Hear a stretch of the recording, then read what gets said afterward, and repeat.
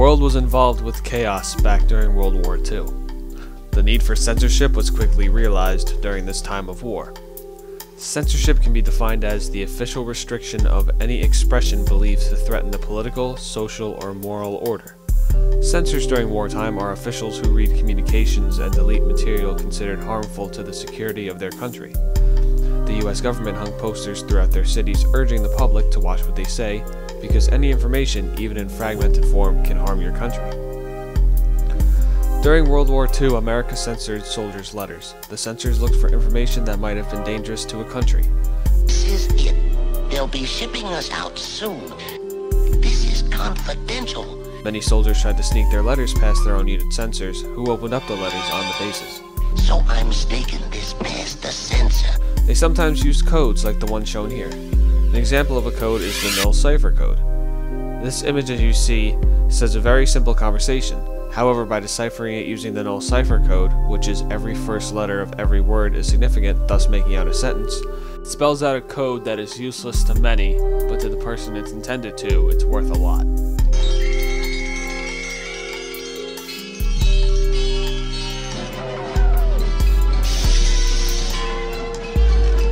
Many letters were taken and sections of it cut out to protect the military efforts. One beneficial example of why censoring letters has helped the United States back in 1940 is the British government intercepted a letter addressed from New York to Berlin.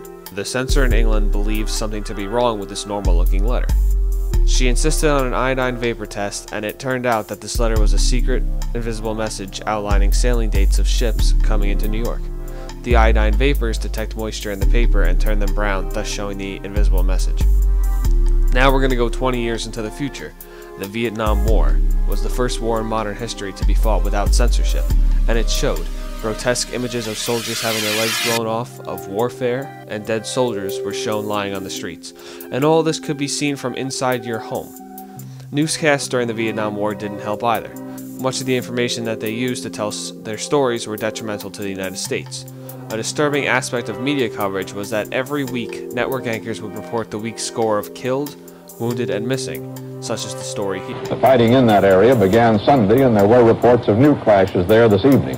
There have been no figures on enemy losses, but government casualties now are put at 200 dead, wounded, or missing.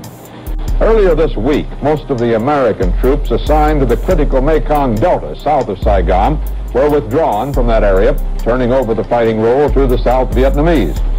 These newscasts were detrimental because not only did it show where America was going to be weaker in the Vietnam War, but it also hurt the morale of the citizens at home watching the television. They did not want to be in this war anymore. There were rules that were put in place during the Gulf War in 1991 that if they were in place during the Vietnam War, the news reporters would have broken every single one of these rules. Two examples are Rule number 2 and number 3.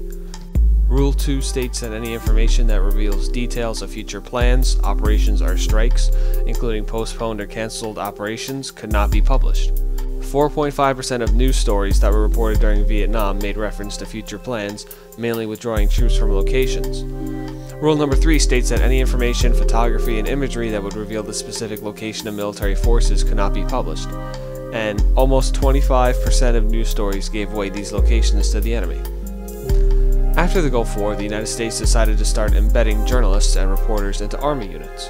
Embedding is the act of assigning a reporter to a unit as a member of the unit.